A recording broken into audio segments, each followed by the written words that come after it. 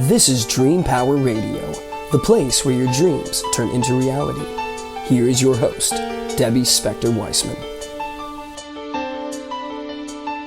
Hello, and welcome to Dream Power Radio on the amazing Women and Men of Power Network, the world's leading positive programming network powered by Raven International. I'm your host, Debbie Spector-Weissman, the Dream Coach. This is the show where we talk about dreams, both daytime and nighttime dreams, and how you can use them to make the internal shift to a life you love and rediscover the truth of who you really are. When we talk on this program about living your dream life, the focus is often on our inner selves, our mindsets, techniques for improving our self-awareness and focus. But none of that really matters in the end if we don't pay attention to the other important aspect of our lives, our health. I mean, let's face it, we can have all the passion in the world, but it doesn't do us a bit of good if we don't have the strength to get out of bed in the morning. So how can we stay fit throughout our lives? And how do we deal with the aches and pains we get as we grow older? Well, we're going to discuss all this and more with author, speaker, and fitness expert Cheryl Ilov. As a physical therapist, Cheryl has helped her clients recover from injuries to enjoy vibrant health. And she's the author of the award-winning book, Forever Fit and Flexible, Feeling Fabulous at 50 and Beyond. Welcome to Dream Power Radio, Cheryl. Thank you so much, Debbie. Thank you for having me. It is an honor to be here. Well, it's my pleasure. And Cheryl, let's begin. Your interest in helping people deal with chronic pain comes out of your own healing experience. So tell us what happened to you. Well, it's hard for me to believe it, but it actually happened 30 years ago. And what started as mild discomfort and tightness in my low back quickly spiraled into a full-blown chronic pain syndrome. It was in just a few short months, I went from being an active, healthy, vibrant young woman to being a chronic pain patient. And I was in the medical field. I was a respiratory therapist at the time. So, of course, I went to the doctors. I followed the Western medical protocol. I did everything that I was told to do. I took all the medications. I did all the exercises and stretches. I went to the massage therapist. I was the model patient. Instead of getting better, I kept getting worse. And for 2.5 years, I lived the nightmare of a chronic pain patient. And it wasn't until one of my doctors told me that I would never be able to do my laundry and my grocery shopping all in the same day because the arthritis in my spine was so severe I would end up being bedridden. And I didn't even know how to respond or how to react because I was shocked. And I looked at her and I was confused and I said, but you don't understand. I'm planning on going back to ballet class. And she laughed in my face and said, there is no way that's going to happen. You are a chronic pain patient. You will always be a chronic pain patient. You will never have the life that you had before.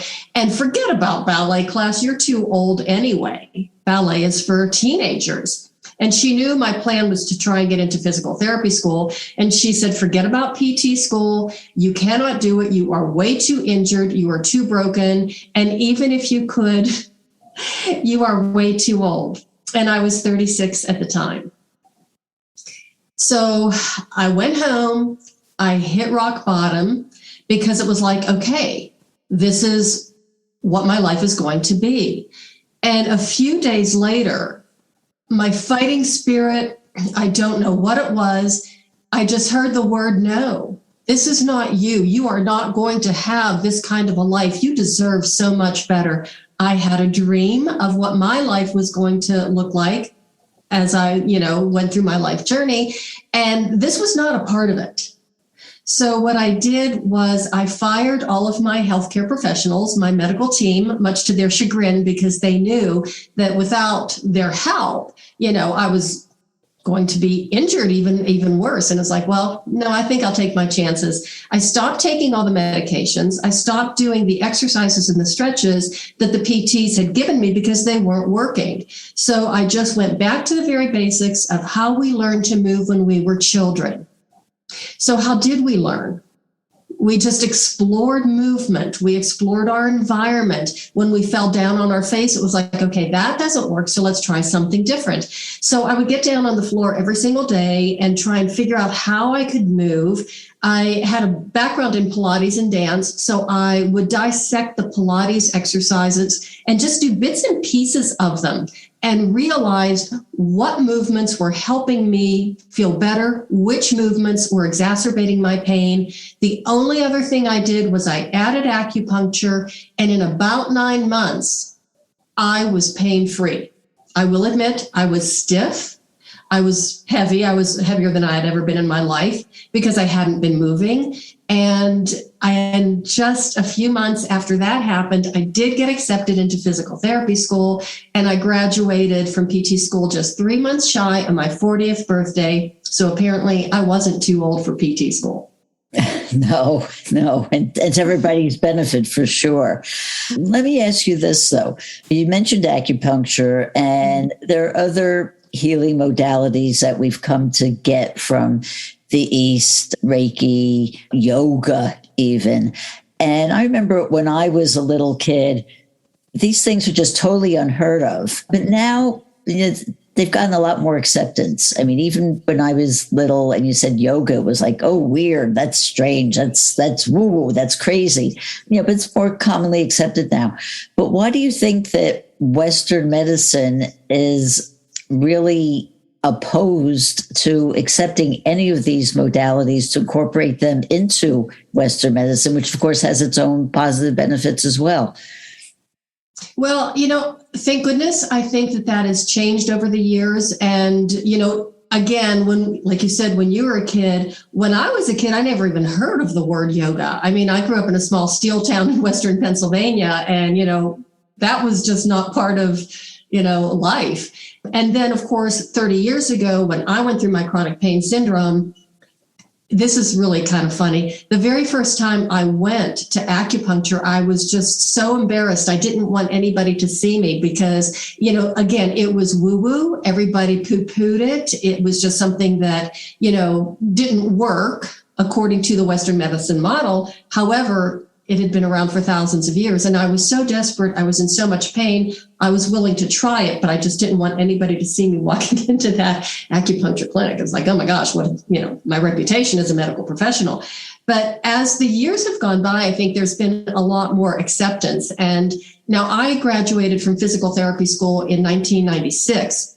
And even that recently, acupuncture was considered, voodoo in my class. And, it was just like, well, that's just voodoo. It doesn't work. And I was like, wait a minute. It was so incredibly beneficial to me. And I used it for a lot of different problems going forward, in the future. And if it's voodoo, why does it work for me so much? Or, why is it so effective? And of course, the answer was, well, it's a placebo effect. You just think it's going to help. So then it does. Well, okay, I could buy that. Now, explain to me then why it is so effective on my dogs. Because I would use acupuncture for my dogs for a variety of different issues, especially neurological problems that some of my dogs had, and it worked beautifully.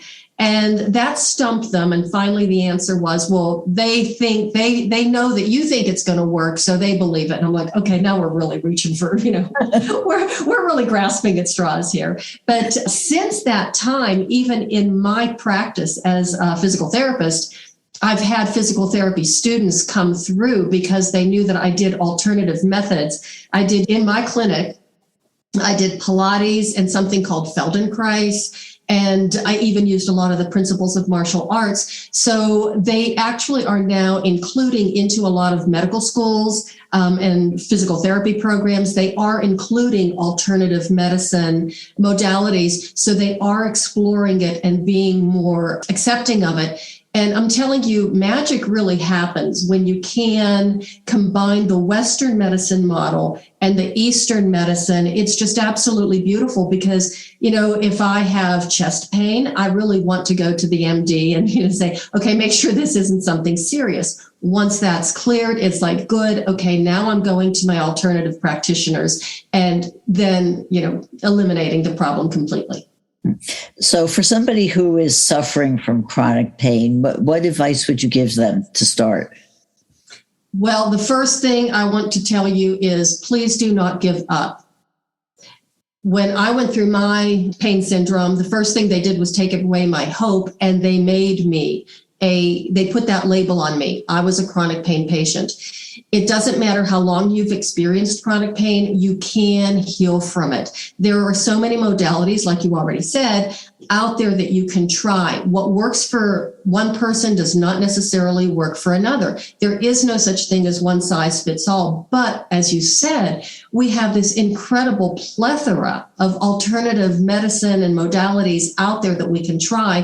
The acupuncture, cranial sacral therapy, Reiki, all kind of energy work. The list goes on and on. I can't even begin to list it all. But never give up. Start your search and start searching in a way that's very methodical. You don't want to try everything at the same time. You don't want to try Reiki, Pilates, Feldenkrais, and acupuncture all at the same time, because then you don't know what's working and what isn't.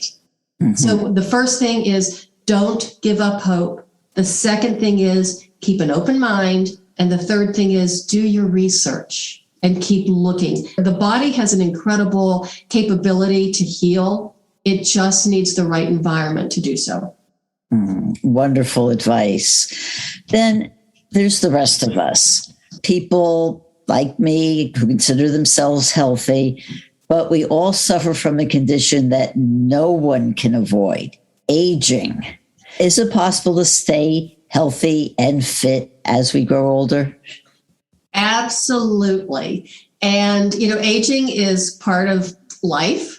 And even from the time we're born, we're always aging. I mean, this isn't something that just happens like, okay, now you're 50, you're aging, or now you're 60, you're aging. No, you're aging from the beginning, very beginning of life. So one of the best pieces of advice that I can give, and the best anti-aging there is mindset. So you have to remember that the best is still yet to come, that, we're only one day older. It's not like, oh my God, now I'm 60. What am I going to do? But through the course of our lives, yes, we do have aches and pains, and that's a normal part of living as well. Once we get to a certain age, we're told, oh, you're over 50, you're over 60, you're supposed to have back pain, you're supposed to have joint pain. Don't you worry about it. We'll give you a pill for that. And no, our bodies were made to last for years and years. What happens is some of the wear and tear that we put on our bodies over the years when you're younger kind of catches up with us. It's a cumulative effect. If you're taking money out of a piggy bank every single day, you've got this full piggy bank. Every single day you're taking a little bit of money out, it doesn't really matter. And you're not going to miss that money. Pretty soon, all of a sudden, you've got a empty piggy bank. The same thing is if you're putting little bits of money in every day, doing little bits of movement, gentle movement that lubricates the joints, that stimulates not only your circulation, but the lymphatic flow, the synovial fluid in the joints. Those are the things, bits and pieces every day that's going to help build a strong, healthy, flexible, fit body for the rest of your life. If you could boil it down to one thing, is there one thing that you would recommend everybody do to stay vital? The one thing is get down on the floor every single day. And of course, the flip side is then get back up again. When you can get down on the floor and back up again every single day, that does incredible benefits for your balance, your flexibility, your mobility. And Also, it gives you a lack of fear of the floor. As we get older, we're kind of afraid of the floor and we're afraid of falling. And you hear all the time on television, oh my gosh, I've fallen and I can't get up. But when you can get down on the floor, all of a sudden the floor is your friend. And you can learn a lot by being on the floor. You can do some exercises, you can do some stretches, you can even just roll around a little bit. And your dogs, if you do have animals, would love it. If you have grandkids that are young, they will love it. But who doesn't want to get down on the floor and be able to play with a baby or a little kid or their pet, and then to be able to get back up again? So that's really an important of vital health and energy for the rest of your life. I tell you, it sounds like it's a lot of fun too. It really actually is once you wrap your head around it. And it's like, oh my gosh, how am I going to get down and how am I going to get up? But once you figure it out, remember, the first time you do it, it might not be easy. You might have to press up against the couch and use a little bit of furniture to help you get up. But every time you do it, you're going to learn a little bit more ease and grace in how to do it. Well, that is a great spot for a short break now. We are speaking with Cheryl Ilov all about staying healthy, and we'll be right back. What do Thomas Jefferson, Elias Howe, and Paul McCartney have in common? They all understood the value of dreams, and as a result, the ideas, inventions, and creations from their dreams affect us to this day. What great ideas are you leaving on your pillow at night? Sign up for a complimentary consultation at my website, thedreamcoach.net, and discover why your dreams are a terrible thing to waste. Welcome back to Dream Power Radio with your host, Debbie Spector-Weissman. Yes, welcome back to Dream Power Radio. I'm your host, Debbie Spector-Weissman, and we're speaking about staying healthy with Cheryl Ilov. Well, Cheryl, during the pandemic, I stopped going to the gym because obviously I couldn't go to the gym anymore. I was doing sort of regular exercise routine. But the one thing I was able to do, because I've got the space to do it, was to walk. And I would go out and do a lot of walking a day. Is that a good thing to do? I love walking. Walking is one of the best things that you can do for so many reasons. Number one, it's inexpensive.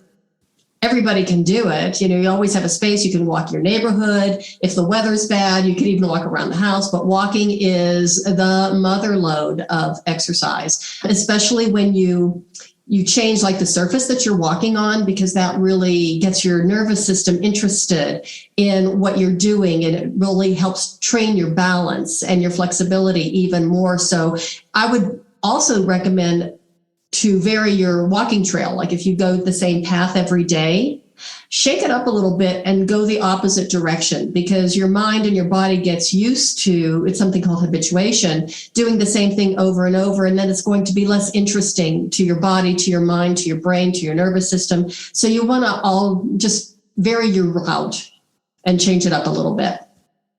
And is there a recommended amount that we should be walking that's considered like a baseline for keeping healthy? Well, for me, I would say do what feels good. Because there are some days you might want to go longer. There are some days you're just not feeling it and you want to take a shorter walk. You know, it's just what feels right to you.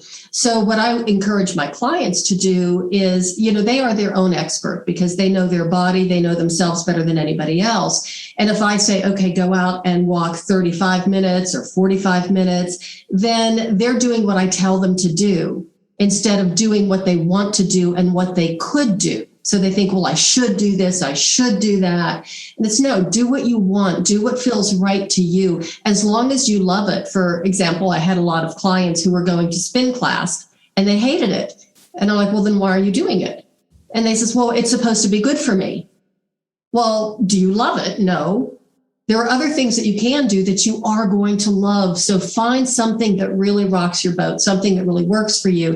It can be, you know, a class, either a yoga class, dance class, Pilates, martial arts, all kind of different movement modalities out there. If you like to be in a group, if you like something that's a little bit more isolated, you like some alone time, then do the walk in the park by yourself, or, you know, do yoga at home by yourself. But shake it up. Just do a variety of different things.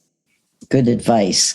Something that I sort of had to learn for myself the hard way is staying active during the day, especially people who are working all day at desks, in particular sitting in front of computers all day. What advice do you have for people who are sedentary in that way? Yeah, that's a tough one. And I even say in my book that sitting is evil, and so is a sedentary lifestyle. But a lot of us do have jobs where we have to sit at a computer, or we have to sit at a desk. So again, shake it up. You can set a timer and get up every 45 minutes or every hour. Make sure you get out of that chair, walk around the room, go up and down some stairs, get some movement in, just get the blood flowing again. But the best piece of advice I can give anybody who does have to sit for long periods of time is to get an exercise ball. One of those great big fit balls. If you've never sat on a ball before, there's definitely a learning curve in being able to sit on it and balance without falling over. So you don't want to grab the ball, sit out, on it, and then get on your computer. So you just want to get comfortable on the ball to begin with. And then you can alternate once you're comfortable on it and you can balance on it. It's really so much fun because you're sitting on air, basically, is what it is. So you're not on that hard chair. Plus, because it has movement, again, your nervous system is paying attention to your body without even having to be aware of it. And the other thing that it does, it actually helps your posture, your balance, your flexibility. It activates those core muscles. Otherwise, you would fall over. And it's hard to have bad posture when you're sitting on a ball because you will fall over. So that's what I would really recommend is to alternate sitting on the chair and sitting on the ball. Be very careful when you first do it. Don't do it for more than 5 to 10 minutes at a time. Don't get the ball and sit on it all day long the first day because your muscles are going to be screaming by the end of the day. I can attest to the value of doing this. I did have a ball and I did for a long time sit on it. And then I moved and somehow it didn't make the move. And then I forgot about it. Quite honestly, you're reminding me about it right now. I forgot about it, but I think I'm going to go out and look for another one because it is. And they're so easy to find. You can buy one anywhere. Target, Walmart, you can, online, sporting goods stores, they're everywhere now. When they started to get really popular, you had to go to a physical therapy department and buy one there. But now you can get a ball anywhere. That's good. In your book, Forever Fit and Flexible, you talk about somatic movement. Mm-hmm. What is this and how does that help us? Somatic movement is actually the mind-body connection. So going to the gym, getting on the treadmill and walking, of course, you're going to get some benefit from that. But when you really engage your mind and focus on every single bit of the movement that you're doing, you get so much more out of it. So it's really like the yoga, Pilates, a lot of the different, martial arts, Tai Chi. Tai Chi is the bomb. It really just engages your mind and your body. Get a lot more benefit because you are training your brain as well as your body. So it's the mind-body connection. Well, one of the mantras of this program is the idea that it's never too late. Mm-hmm. And you did something that most people, if they do it at all, they tackle it at a young age, and that's studying martial arts. In your late 40s, I believe you started. What made you do this? Boy, there's a really long backstory, but it was basically one of those things that was fate. It was meant to be. I never went looking for the art of the ninja. I studied something called Ninpo Taijutsu. It's an ancient Japanese martial art based on the art of the ninja and the samurai. And like I said, I never went looking for it, but it went looking for me. And when it found me, it would not say no, or would not take no for an answer. So I met my sensei when I was 44, and it was a new acupuncturist that I was trying. So he was my acupuncturist before he became my teacher. And I was a dancer, and the first time he put needles in my legs, he got a very far away look on his face, and he said, with your legs and my coaching, I could teach you how to kill with these things. And I'm laying on the table, literally pinned to the table. I couldn't move. And I thought to myself, who thinks this way? Let alone says it out loud. And I've just said, no, thank you. I have absolutely no interest in martial arts. I mean, fussy girl, no. That's just not in my DNA. And then before I had met him, I had had a really traumatic experience. And I never told him about it until about a year later when it just kind of came spewing out. And when it did, and he heard my story, then his campaign to get me on the mat went into high gear. But I kept saying no. I did not understand how, rolling around in a dojo with a bunch of sweaty men was going to help me feel any better or help me recover from the trauma. And I just kept saying no until finally he wore me down. And I said, took him 3 years. And I said, okay, I will take a few classes just to learn a few self-defense and defense techniques and to prove to you how much I'm going to hate it. And 10 years later, I became his first female black belt. In 20 years of teaching, he never had a woman achieve that high of a rank. So I started training at 47, got my black belt at 57. I'm 65 and I'm still training. That is wonderful. So it's an inspirational story for anybody to hear. How does this martial arts training help you in your life? It helps me every single day. I have people who will ask me, hey, have you ever had to use the skills that you have? And I know what they're talking about. They're thinking, did I ever beat up any bad guys? Well, kind of, yes, but not physically. And the truth is, I use the principles of my training every single day. Sometimes I'm not aware of it. And other times it's like, oh, I'm having a bad day and all this is happening, blah, blah, blah. And it's like, calm down, remember your training. And things just kind of happen that you have this serenity that when things go wrong, you just learn how to kind of move out of the way, or you learn how to deflect or kind of change the direction of what's happening. So it's something that I use in every single aspect of my life, including relationships, finances, health, wellness, what's going on in the world. So I use it every single day. If you had one piece of advice to give anybody listening here, maybe somebody who is older and was never exercised in her life or done anything like that, is there one thing that you could say that can inspire her? Just start. And you don't have to start big. And you don't have to follow a program that somebody says you have to do. Just get up and start moving around a little bit more. You could even, write it down. I walked 10 minutes today. I practiced getting up and down from a chair 5 times today. Little bits and pieces really does add up. And you'll be amazed how much better you will feel. Movement heals not only the body, but the mind, body, spirit, and soul. And it just can really change your life around. And the one thing that I would recommend to that person is open your mind. And the one movement modality that I think is the mother lode of well-being is Tai Chi. And I've never even studied it myself. I've had a little bit of experience in it, but I've really recommend it to all of my clients who are a little bit older, who've never really had a whole lot of exercise in their lives. Their body awareness might not be very, very good. Yeah, Tai Chi is really wonderful. And that is a wonderful way to end this, but there's time for just one final question, Cheryl. How can people find out more about you and your work? You can go to my website, which is CherylIlov.com. And remember, there's no E on the end of I love. Everybody puts one there. I even do it myself sometimes. It's just CherylIlov.com. So you can check out my books, my programs. I do have another book that is going to be published. It'll be released in about 2 months.